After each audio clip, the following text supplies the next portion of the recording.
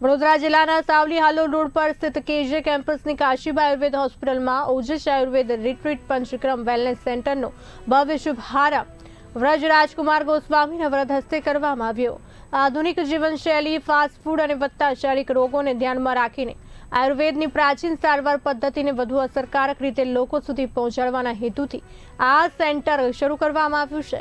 આયુર્વેદના પ્રાચીન જ્ઞાન અને આધુનિક આરોગ્ય સુવિધાઓના સમન્વયથી સમાજને સ્વસ્થ અને આરોગ્યમય જીવન તરફ દોરી જવાનો સંકલ્પ વ્યક્ત કરવામાં આવ્યો હતો।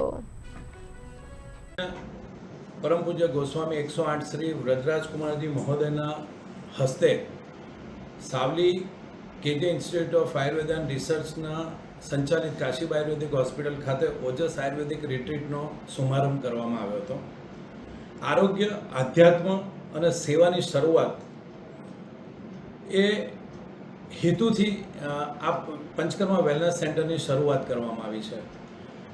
आयुर्वेद આપણે ભૂલી રહ્યા છીએ।